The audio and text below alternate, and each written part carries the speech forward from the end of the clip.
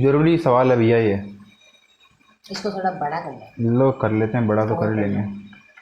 ले, थोड़ा सा और मतलब पूरी स्क्रीन पे आ जाए। पूरी स्क्रीन पे आ जाए,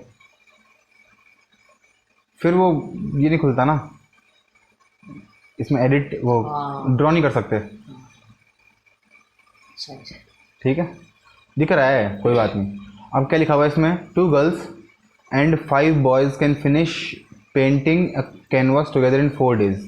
बहुत ही ज़रूरी सवाल है ये। ठीक है, अब मतलब इस तरह के सवाल जो ना, ये टाइम एंड वर्क के सवाल हैं। टाइम एंड वर्क मतलब जैसे मान ले कि अगर एक लड़की कोई काम करती है 8 दिन में, एक लड़की है जैसे उसको कोई एक फ़ाइल कंप्लीट करनी है, ठीक है, वो 8 दिन में करती है उस फाइल को कंप्लीट। अगर वही दो दो लड़कियां होती और एक ही फाइल कंप्लीट करनी होती उनको, ठीक है, तो आधे पन्ने एक ले जाएगी, आधे पन्ने एक ले जाएगी, दोनों मिलकर कर लेंगे तो कितना टाइम लगेगा? 4 दिन में काम हो जाएगा ना। इसको बोलते हैं इन्वर्स वेरिएशन।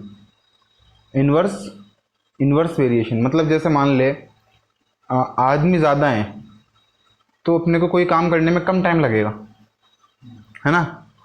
जैसे मज़दूर ज़्यादा हैं और घर बनाना है तो कम टाइम लगेगा। अगर कम मज़दूर होंगे उसी को वही घर बनाना है तो ज़्यादा टाइम लगेगा, है ना। लेकिन अपन ये नॉर्मल मैथमेटिक्स की बात कर रहे हैं, 8th क्लास 9th क्लास वाली।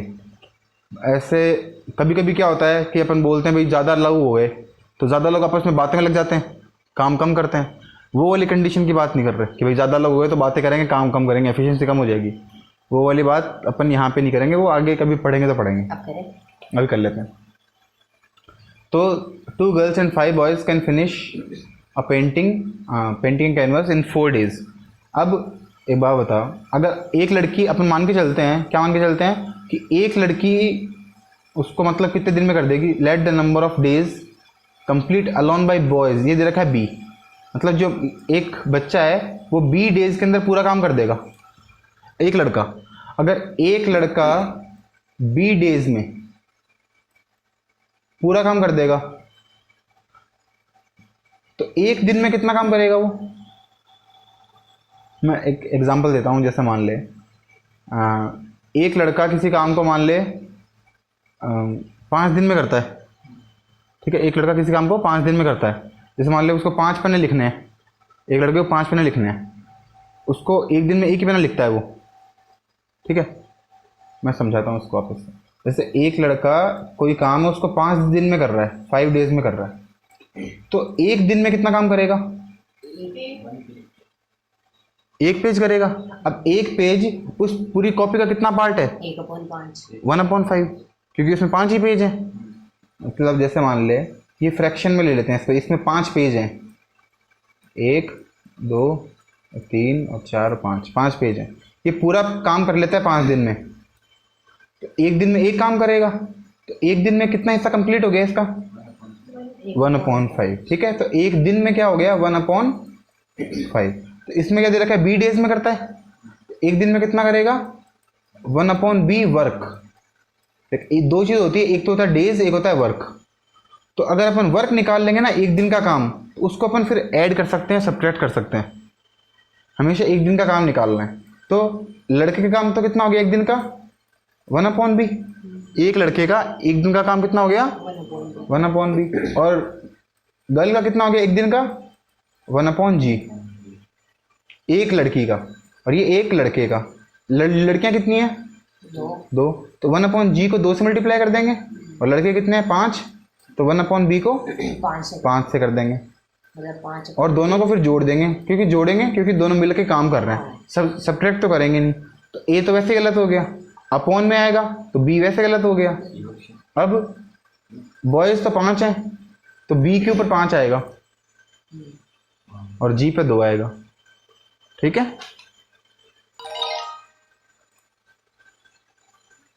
अब क्या है? रमेश से पता नहीं क्या है, took a trip on a boat took him 10 hours। He travelled 30 kilometre upstream and 44 kilometre downstream. अब अप स्ट्रीम और डाउन स्ट्रीम क्या है, पहले तो ये बात देखो, ठीक है। ऊपर नीचे का क्या मतलब हुआ?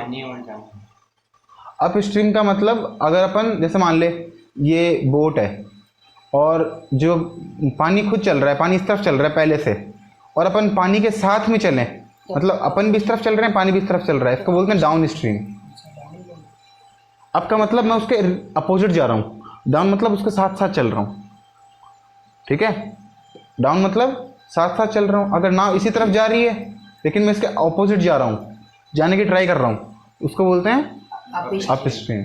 तो अगर दोनों अपोजिट एक दूसरे के अपोजिट जाएंगे तो धीरे चलेंगे, और साथ साथ चलेंगे तो तेज चलेंगे। तो इसके अंदर तो स्पीड ऐड हो जाती है ना, मतलब वाटर की स्पीड प्लस मोटर की speed, water plus motor add हो जाता है, और इसके अंदर मोटर में से माइनस वाटर कम कर देंगे, है ना। जैसे जिसकी मोटर की स्पीड है उसमें से पानी की जो स्पीड है वो कम कर देंगे, ठीक है। तो इसने W दे रखा है वाटर की स्पीड, और B दे रखा है मोटर की स्पीड, ठीक है, B दे रखा है। तो चलो देखते हैं टोटल टाइम कितना लगा T। तो टाइम तो एक तो लगा T अप स्ट्रीम, ऊपर की तरफ गया T अप स्ट्रीम, और प्लस T डाउन स्ट्रीम, दोनों मिला के कितना टाइम लग गया 10। अब टाइम का फॉर्मूला क्या होता है, time equal to distance upon speed, distance upon speed. तो अप स्ट्रीम के लिए डिस्टेंस कितना है 30, मतलब अप स्ट्रीम के लिए 30 आएगा। तो 30 इसमें है, 30 इसमें भी है, और 30 इसमें भी है, लेकिन अपॉन का मतलब ये तो आएगा नहीं, डी तो खत्म, upon time, sorry speed. Upstream के अंदर अपॉन स्पीड, स्पीड में क्या करेंगे माइनस करेंगे, तो स्पीड में माइनस वाला करेंगे। तो 30 के अपॉन में माइनस वाला आएगा, ये रहा। ए भी सही है और सी भी सही है, यही आ रहा है दोनों में। और टी डी, तो टी डी मतलब टाइम ऑफ डाउन स्ट्रीम, तो डाउन स्ट्रीम कौन सा है 44 अपॉन प्लस वाला आएगा, तो 44 अपॉन प्लस, ये दोनों में ही प्लस प्लस भी है, लेकिन यहाँ पे बीच में माइनस है, यहाँ पे प्लस है, तो टाइम तो दोनों को ऐड होगा ना, दोनों का टाइम मिला के तो 10 है, तो ए सही है।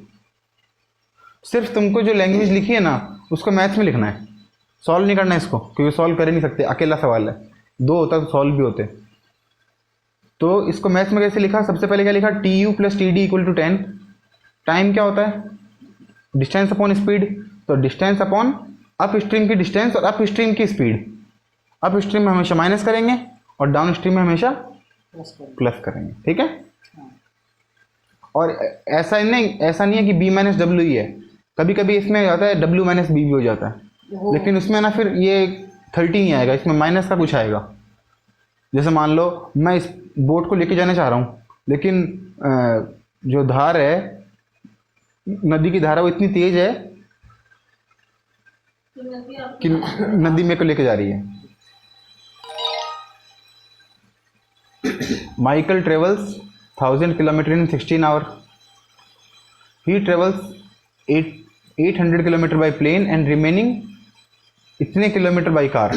मतलब उसको चलना कहाँ से कहाँ तक था, यहाँ से यहाँ तक कितना चलना था 1000 में से 800 तो एक चीज़ से चला और 200 एक चीज़ से चला, 800 किससे चला प्लेन से और बाकी कार से, ठीक है।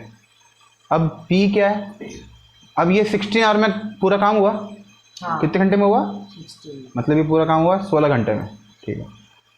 P denote the constant speed of plane, तो P तो किसकी स्पीड हो गई प्लेन की, P तो प्लेन की, और C हो गई कार की। क्या बताना है अपने को, अब इक्वल टू में 16 है, मतलब एक तो time of plane plus time of car equal to 16। Time मतलब डिस्टेंस अपॉन स्पीड, प्लेन की डिस्टेंस कितनी है 800, प्लेन का टाइम, प्लेन की स्पीड कितनी है p, इसका डिस्टेंस कितना है 200, इसकी स्पीड कितनी है c, बराबर में 16, बीच में plus 800 upon p plus 200 upon c बराबर 16, ठीक है। आया क्या, नहीं आया तो यूट्यूब पे देख लेना वापस से, नहीं मेरे से पूछ लेना, नहीं देखो तो भाई। 4 गर्ल्स एंड 8 बॉयज़, वापस वो सवाल आ गया गर्ल्स बॉयज़ वाला, अपॉन में लेके आना है इसका मतलब, ठीक है। टोटल काम कितना हो रहा है, कितने दिन में 12 दिन में हो रहा है, ठीक है। अब 12 दिन में हो रहा है तो अपॉन में भी 12, मतलब अपन को कभी भी ना डेज के हिसाब से अपन इक्वेशन नहीं बनाते। इसकी जो भी इक्वेशन बनेगी वो डेज के हिसाब से नहीं बनेगी, वर्क के हिसाब से बनेगी, एक दिन के काम के हिसाब से। तो एक दिन में कितना काम हुआ, तो एक दिन में 4 लड़कियों ने कितना काम किया, 4/g। एक दिन में 8 लड़कों ने कितना काम किया, 8/b। और एक दिन में काम हुआ कितना, 1/12। 4 लड़कियों ने इतना काम किया, 8 लड़कों ने इतना काम किया, और काम हुआ कितना, 1/12। समझ में आ गया। पहले पहले लगता है कि टफ है, लेकिन बाद में जब भी ऐसा है ना कि ये काम कर रहे हैं, टाइम एंड वर्क का क्वेश्चन है, हमेशा अपॉन में कर देना, क्योंकि जो क्वेश्चन होता है वो डेज के रेस्पेक्ट में नहीं करेंगे, किसके रेस्पेक्ट में करेंगे, एक दिन में कितना काम हुआ इसके रेस्पेक्ट में। बोलो, एक दिन में कितना काम हुआ उसके रेस्पेक्ट। एक दिन का काम का मतलब होता है एफिशिएंसी, कि आप कितने एफिशिएंट हो, आपने एक दिन में कितना काम कर लिया, ऐसा। हाँ, बाद में पता चल जाएगा हाँ कितने दिन का निकाल सकते हैं, ये एक दिन का काम पता चलना चाहिए। ठीक है, ये एक हो गया। एक और करें, देखें।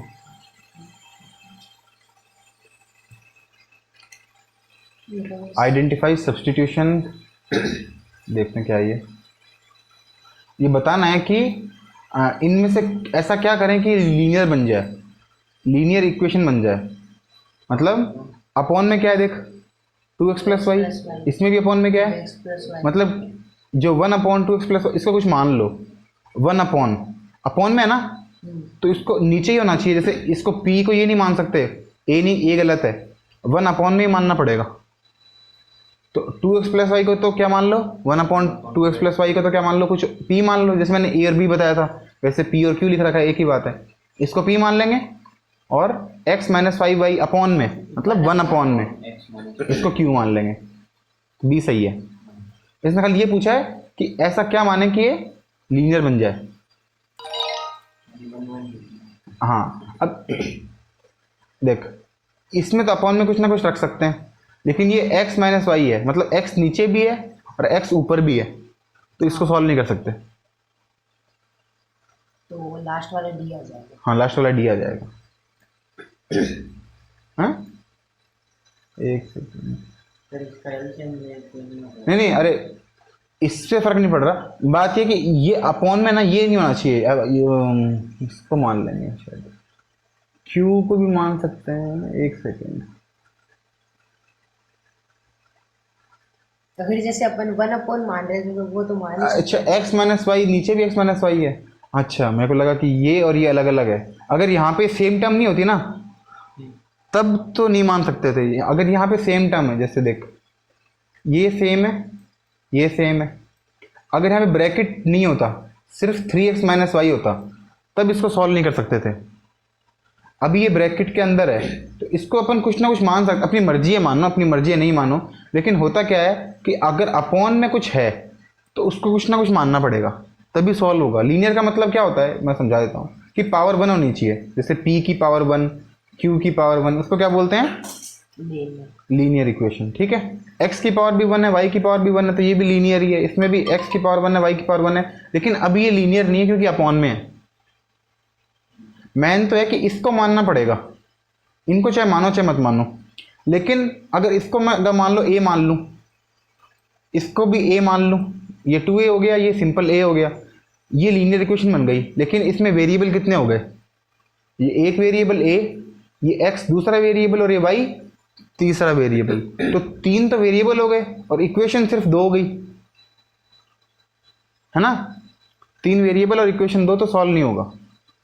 तो वेरिएबल भी 2 ही होने चाहिए और इक्वेशन भी 2 ही होनी चाहिए। तो इनको एक वेरिएबल बनाने के लिए x - y को भी क्या मान लिया, p या q या कुछ मान लिया। ठीक है, ये बात, तो b आ जाएगा। इसमें बताओ, यहाँ पे क्या है, 4x + 3y, इसमें अलग अलग है सारे, तो काम होगा ही नहीं। सेम होंगे तब काम होगा। सर मतलब अगर फर्स्ट वाला भी सेम नहीं हो तो तो ये और ये भी सेम होना चाहिए, और ये भी सेम होना चाहिए, चाहे ऊपर हो चाहे नीचे हो। ऊपर वाले में इतना ज़रूरी था नहीं, क्योंकि लेकिन उसमें अगर 3 वेरिएबल बन गए तब अपने प्रॉब्लम हो गई। वैसे प्रॉब्लम होती नहीं, इसको अपन नॉर्मली भी सॉल्व कर सकते थे बिना माने भी। वो लीनियर इक्वेशन नहीं थी, खाली अपॉन वाले को मानना पड़ता क्योंकि वो तो ऑलरेडी लीनियर है। उसमें अपना सही था कि वो लीनियर है, लेकिन उसमें ऑप्शन में ना वो अपना ऑप्शन गलत था। इसमें बोला ना नो सब्सटीट्यूशन, उससे अच्छा ऑप्शन वो था जो दूसरा वाला था, अपना तो गलत था। चलो तो इसमें क्या मान लेंगे, 1/, इसको मान लेंगे 1/8x + y को, और ये x - 2y अपॉन में। ठीक है, गलत हो गया, एक बार वापस कर लेते हैं।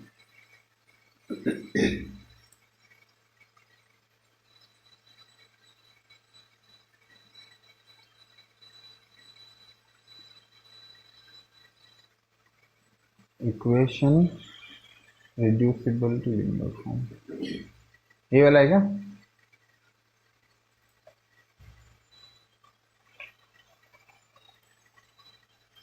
चलो तो x + y को क्या मान लेंगे, x + y को कुछ भी मान लो, p मान लो, और अपॉन में 2x + 3y को q मान लेंगे। हाँ ठीक है, ये समझ में तो आ गया, लेकिन जब ये सवाल आ जाए ना तो लगाना भी। ऐसे सवाल आएंगे, इसके अंदर तुमको x और y की वैल्यू फाइंड करनी है, तो ऐसे लगा लेना पहले, इसको लिख देना p, इसको लिख देना q, फिर सॉल्व कर लेना, तब x और y की वैल्यू आएगी। ठीक है, तो y माइनस ये सेम है, y - 7x 1/1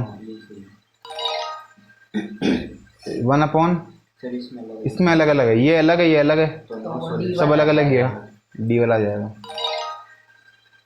ये सेम है और ये भी सेम है, x - y तो ये हो गया और अपॉन में ये हो गया। ठीक है, इजी था बिल्कुल। वो एक अपन ने गलत कर दिया, उसमें तो अपनी गलती थी। गलती तो क्या ही थी, मतलब लीनियर तो वैसे भी है वो, लेकिन 3 वेरिएबल का है, बस ये बात है। चलो ठीक है।